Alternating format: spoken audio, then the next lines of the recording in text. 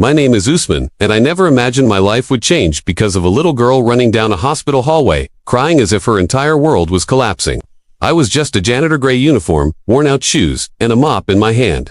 People walked past me every day without even seeing me. In a building filled with CEOs, investors, and private security, someone like me blended into the background. But that morning, I didn't blend in at all. I had barely finished mopping the floor when I heard it. Tiny footsteps. Then a scream. A small girl, no older than 4, came running toward me. Her blonde hair bounced, her eyes red from crying, and her little dress was wrinkled as if she had run a long distance. "Usman," she cried, even though we had never met before. She threw herself into my arms with such force that my mop fell to the floor. I froze.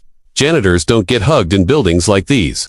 Hey, princess," I whispered, holding her gently.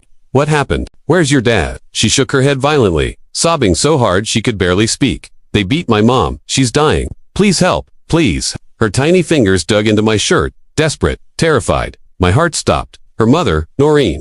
The name hit me like lightning. Noreen, the CEO's wife. Noreen, the woman I once knew before my life shattered. Noreen, the person I had spent years trying to forget. I tried to calm the child. "Sweetheart, what do you mean? Who hurt her?" But she wasn't listening. She grabbed my hand with surprising strength and started pulling. "You can save her," Daddy said. "You know how." I stumbled behind her, shocked. What did she mean? Nobody here knew my past. Nobody knew what I used to be before I became a janitor. Except, maybe her father. "Where is she?" I asked, already walking faster. "In the car. Daddy is trying to stop the blood. But he said he needs you." Me, a janitor. Why would a billionaire CEO ask for me? Unless he knew my secret. Before I lost everything, before I became the man who cleaned these floors, I had one life-defining skill, one I had sworn never to use again. But as the little girl pulled me down the hallway, crying for her dying mother, I knew I was going to have to break that promise. Because Noreen wasn't just anyone. She was the woman I once loved, and now her little girl was begging me to save her life. I didn't know it yet, but what I did next would shock everyone in that building. The little girl's tiny hand tightened around mine as she dragged me toward the underground parking area. My heart pounded harder with each step. My mind was racing. Why me, who attacked Noreen? How did her husband, the CEO, know about my past? And then I saw them. The CEO, holding Noreen in his arms, kneeling beside a black SUV. His shirt was soaked in blood, her blood. Her face was pale, her breathing shallow, her dress torn as if someone had violently grabbed her. "Thank God," the CEO gasped as soon as he saw me. "Usman, please." He didn't look like a billionaire in that moment. He looked like a broken man, terrified of losing the love of his life. I dropped to my knees beside Noreen. The world blurred. All I saw was her. Noreen, the woman who once wanted to marry me. The woman I walked away from to protect her from my dangerous world. The woman whose eyes were now half open, filled with pain. Her trembling fingers brushed my wrist. "Usman," she whispered, barely conscious. I swallowed hard. "I'm here. I'm right here." The CEO, hands shaking, pressed a cloth against her wound deep, right under her ribs. "She was on her way home," he said breathlessly. 3 men. They followed her. Said something about her refusing a deal. One of them had a knife. "Don't talk." I cut him off. "Let me see." For a moment, he looked surprised maybe, because I spoke like I was in command, not a janitor. He loosened the cloth, and more blood spilled out. The smell of iron filled the air. Noreen whimpered, and something inside me shattered. Her daughter clung to my arm, sobbing. "Save her. Please, save Mommy." This wasn't the time to hide who I was. Before I became a janitor, before I lost everything, I was one of the military's top emergency trauma medics, the guy they sent when everyone else failed. A skill I had buried for years, but now, it was the only thing keeping Noreen alive. I took a deep breath, forcing calm into my body. "Usman," the CEO said, voice breaking, "you're the only one who can keep her breathing until the ambulance arrives. She's losing too much blood." "I know," I replied. "Hold her steady." I tore fabric from my own shirt and used it to create pressure bandages. My hands moved fast, muscle memory from a past life, tightening, stabilizing, preventing the bleeding from spreading. Noreen gasped in pain, but I whispered, "You're okay. You're safe now. I won't let anything happen to you." Her eyes fluttered open just enough to meet mine. "I knew you'd come," she breathed. My throat tightened. I wanted to tell her everything, how I never stopped caring, how leaving her was the hardest thing I ever did, but right now, only one thing mattered. Keeping her alive. I looked at the CEO. "Call the ER. Tell them we need trauma support now." He nodded and grabbed his phone with trembling hands. I lifted Noreen's head onto my lap, creating an airway angle, checking her pulse. Weak, but still there. Then suddenly, footsteps. Fast, heavy. The CEO's security guard ran toward us, shouting, "Sir, the men who attacked her, they're still inside the building." The little girl screamed and hid behind me. The CEO's face turned white with fear. But I felt something else rising inside me. Something I hadn't felt in a very, very long time. Because if they were still here, it meant Noreen was still in danger, and I wasn't going to let anyone hurt her again. Not while I was alive. The moment the guard shouted that the attackers were still in the building, the entire atmosphere shifted. The CEO froze. His daughter started crying harder, and Noreen, though barely conscious, tried to curl inward as if reliving the terror. But I felt the old fire burning inside me again. I gently lowered Noreen's head onto a folded jacket to keep her airway open. Then I stood up slowly. "Usman, where are you going?" the CEO whispered, terrified. To finish what they started, I replied quietly. My voice didn't sound like a janitor's anymore. It sounded like the man I used to be, the soldier who had survived battlefields far worse than this parking lot. The little girl grabbed my pant leg. "No, don't go. They'll hurt you too." I knelt and held her shoulders gently. "They won't touch me," I said softly. "And they will never hurt your mother again. I promise you." She nodded, tears flooding her cheeks. The guard looked shaken. "Sir, these men, they're dangerous." "I saw weapons, so have I said simply. But before I could move deeper into the building, a sound froze us in place. Footsteps, 3 sets, coming closer. The CEO instinctively, protectively, wrapped his arm around his daughter. The guard drew his small pistol, but his hands were shaking so much I knew he wouldn't last 3 seconds. I stepped forward. The attackers appeared at the doorway, 3 men. Tall, dressed in black hoodies, faces bruised, one with a bloody knuckle like he had punched someone recently. Their eyes locked on Noreen lying on the ground. "There she is," one growled. "We didn't finish the job." Anger shot through me like lightning. "Step away," I warned them. The leader laughed. "And who are you?" "The janitor."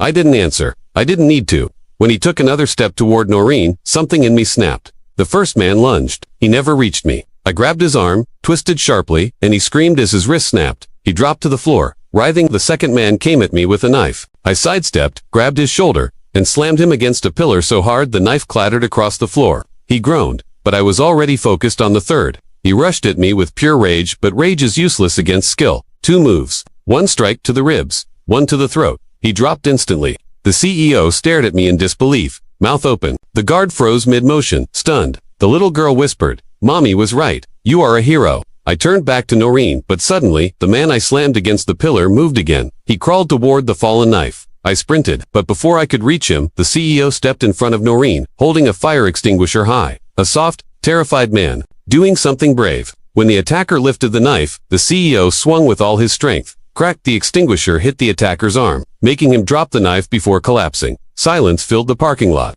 Sirens wailed in the distance. The ambulance was finally arriving. I checked Noreen. Again, her breathing was faint but steady. The bleeding had slowed drastically. She was alive because of me. And because her daughter believed in me. The CEO knelt beside her, tears streaming. "Usman, I had no idea you were. We'll talk later," I said firmly. "Right now we save her." He nodded. As paramedics rushed in, one of them looked at the improvised bandages I made, and said, impressed, "Whoever did this saved her life." The CEO pointed at me. He did. Noreen's eyes fluttered open again. Just for a moment, she looked at me with the same softness she used to have years ago. "Don't leave us." Her voice, faint. Her hand trembled, reaching for mine. Something deep inside me cracked open. "I won't," I whispered, but I didn't know that those 3 words would change everything for her, for the CEO, and for me. Because once Noreen reached the hospital bed, the truth about who I used to be would come out. The ambulance doors slammed shut, and the world around me blurred into sirens, rushing footsteps, and panicked voices. Noreen was taken straight into emergency surgery. Her daughter clung to the CEO, crying silently, her tiny fingers gripping his collar. But the CEO, he kept looking at me. Not with fear, not with suspicion, but with a strange mixture of gratitude and confusion. When the doctors disappeared behind the surgery doors, he finally walked toward me. "Usman," he said softly, "I need to know. Who are you really?" I opened my mouth, then closed it. For years, I hid my past. For years, I scrubbed floors, cleaned offices, and kept my head down, trying to live quietly. But today, the truth refused to stay buried. Before I could answer, a nurse rushed past us and whispered, "UR3, prepare for massive transfusion protocol. BP dropping." The CEO's face drained of color. His daughter buried her face into his shoulder. I clenched my jaw. If Noreen didn't get help soon, she wouldn't survive, and I couldn't lose her, not again. The CEO placed a trembling hand on my shoulder. "Come with me. There's something I need to show you." "Something?" Noreen left. His voice cracked. "Something about you?" My heart pounded. He turned and led me to a small waiting room, empty, quiet, filled with the smell of antiseptic. He reached into his coat and pulled out a small leather diary. My breath caught. I knew that diary. It was Noreen's. He held it out to me. She wrote in this every night, he said, voice breaking. And last month, she wrote an entry that shocked me. He flipped to a page marked with a dried flower. The page's heading, the man I should have married. My chest tightened painfully. He continued reading aloud. His name was Usman, a soldier, a healer, strong, gentle, brave. I let him go because he thought I deserved safety, but he never understood he was my safety. And every night, I wonder where he is. If he's alive, if he's happy, if he ever thinks of me. My hands shook, the world around me seemed to disappear. The CEO looked up at me, eyes filled with realization. You were never just a janitor. You were someone important to her. I swallowed the lump in my throat.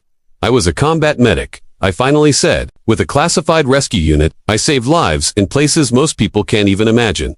He stared, and then he whispered, I saw too much. I said quietly, lost too many. I walked away from everything. I wanted a quiet life. A life where no one needed saving.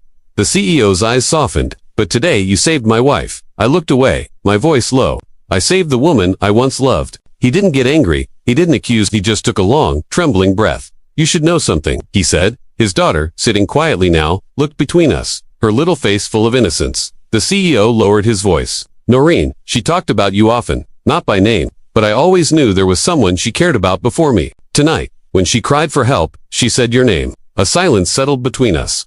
A painful, heavy silence, he whispered, almost to himself. I don't care about the past. I just want her alive. Before I could respond, the surgeon pushed through the operating doors, sweaty, exhausted, mask around his neck. We both rushed to him. The surgeon looked at us grimly. She lost a lot of blood. He began. We stabilized the main artery. But the world stopped. But what? The CEO asked, voice shaking. The surgeon sighed. She's asking for someone. Repeatedly. We can't sedate her yet. I swallowed hard. Who is she asking for? I whispered. The surgeon checked the chart. One name, he said, over and over. He looked up at me. Usman, she wants you. My breath caught. The CEO's eyes widened. His daughter gasped. And in that moment, I realized the woman fighting for her life inside that room still remembered me, still trusted me, still needed me. Whether I wanted it or not, my past with Noreen wasn't over. It was just beginning again. The surgeon's voice boomed through the room. Her body jerked violently from the electric shock. The monitor blinked, searching, searching. The line stayed flat. A sound escaped the CEO, half scream, half sob. His daughter collapsed to her knees, crying so loudly it tore through the walls. And me, I felt a pain in my chest, sharper than any wound I ever took in the military. This couldn't be happening. Not to her, not after everything she survived. Not after she called my name, as if it still meant something. Again, the surgeon barked. Another shock. Her body lifted off the bed. Still nothing. Noreen lay motionless, like an angel with her wings ripped away. The doctor shook his head. We're 3 minutes in. Prepare to know. My voice came out low, trembling. Dangerous. The surgeon turned. Sir, please wait outside. No, I repeated, stepping forward. I'm not leaving her.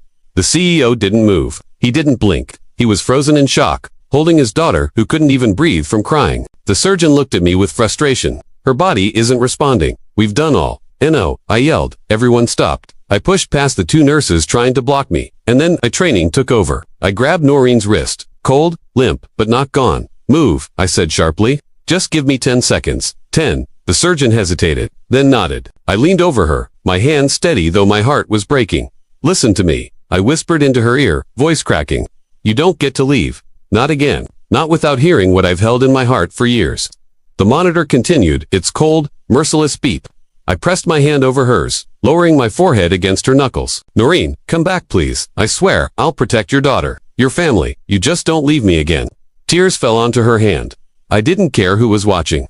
I pressed my other hand onto her sternum exactly over the heart hand.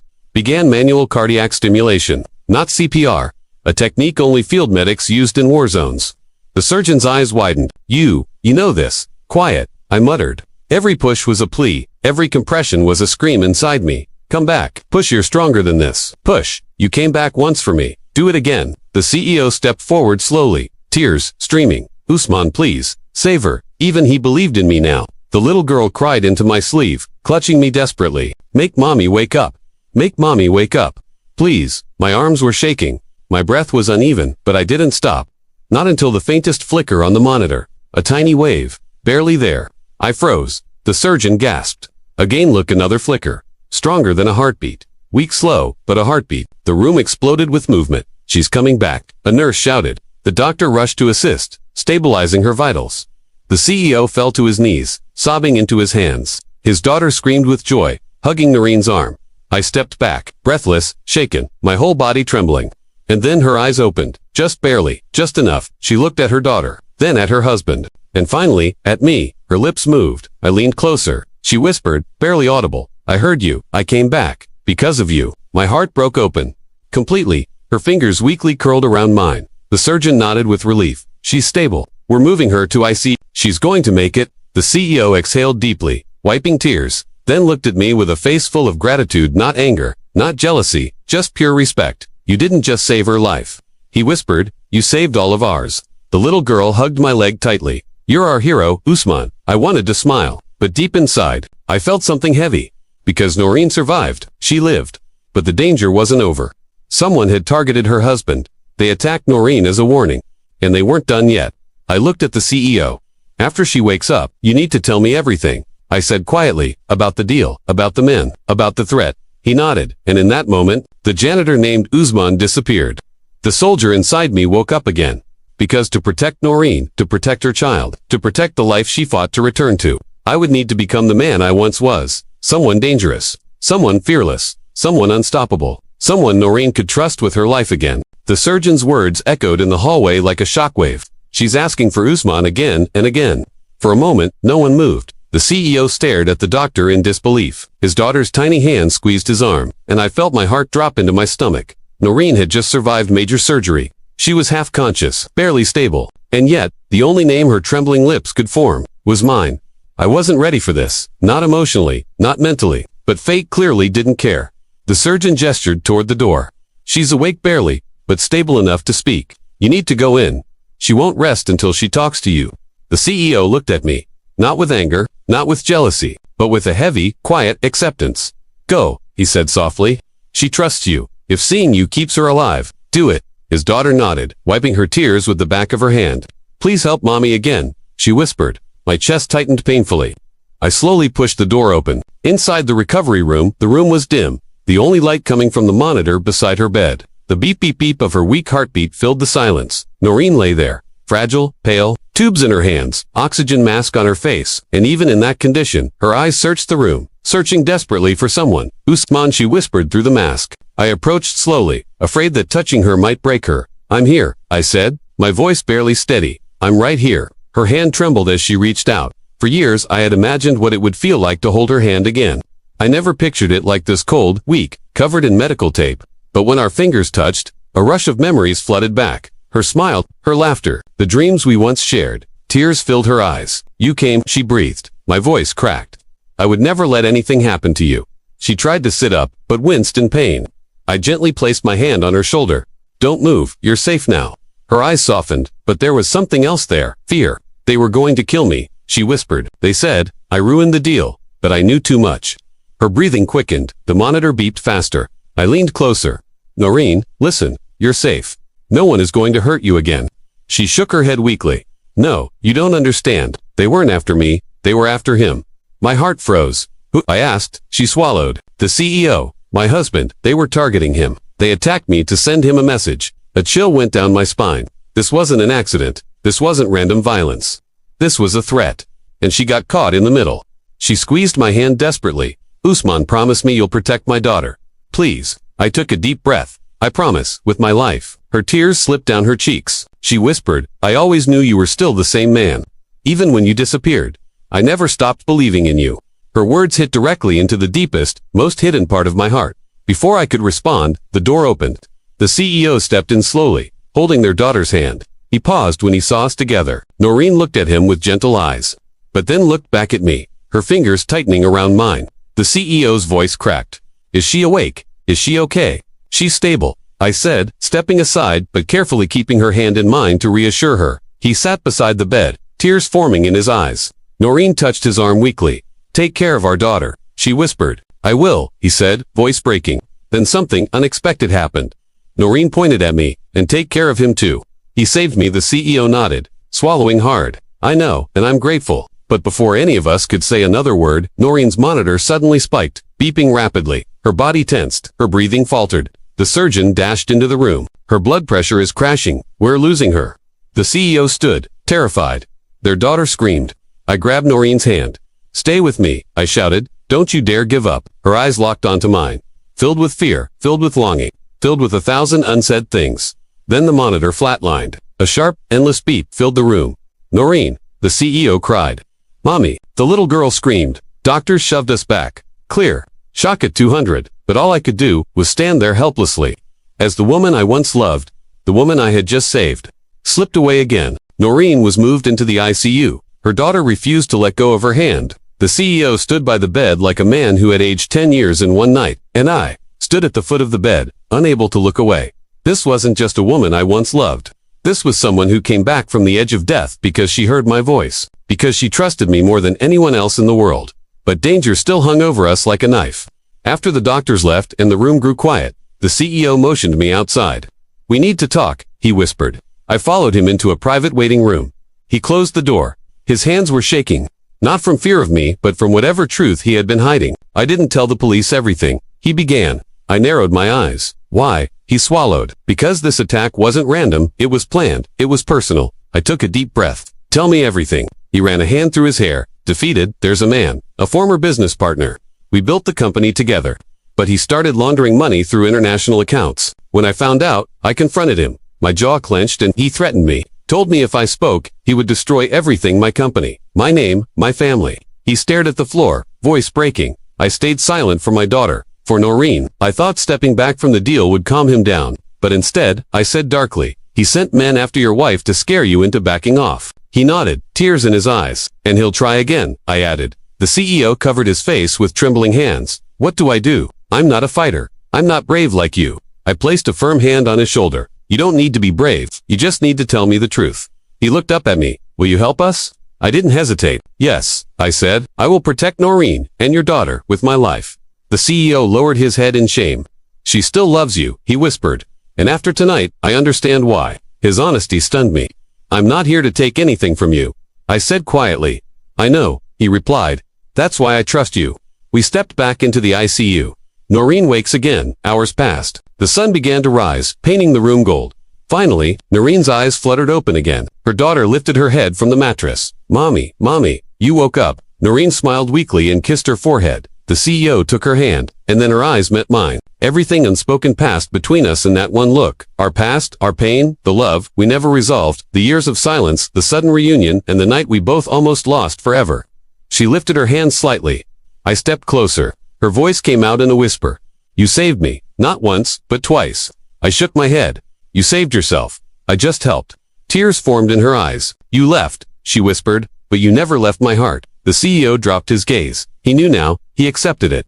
But then Noreen reached out and touched both our hands. "I love my family," she said, looking at her husband. "And I will love him forever," she whispered, looking at me. There was no guilt in her words, only truth. Love doesn't always disappear. Sometimes it changes shape. The CEO nodded slowly. "I owe him my wife's life. And my daughter's future." She turned to me. "You can't disappear again." I exhaled deeply. "I won't, I promised." "Not until the threat is gone." A nurse stepped in with a soft knock. "Mr. Usman outside. The police want your statement." But behind her, another silhouette appeared. A tall man in a suit, cold eyes, sharp jaw, a smirk that chilled the blood. The CEO went pale. "That's him," he whispered. "That's my ex-partner." The man stared at Noreen through the glass window, his eyes full of hatred. Then he smirked at me, and calmly mouthed the words, "Round 2. My fists tightened. Every muscle in my body sharpened. Noreen was alive. Her daughter was safe, but this wasn't over, not even close. I stepped forward until I was face to face with the man who nearly destroyed their family. "You made a mistake," I said quietly. "You attacked the wrong woman." While I was still alive, his expression shifted just a flicker of fear, because he realized the janitor he underestimated was gone. In his place stood a soldier, a protector, a man with nothing left to lose. I leaned in and whispered, "Your round 2 will be your last." The end.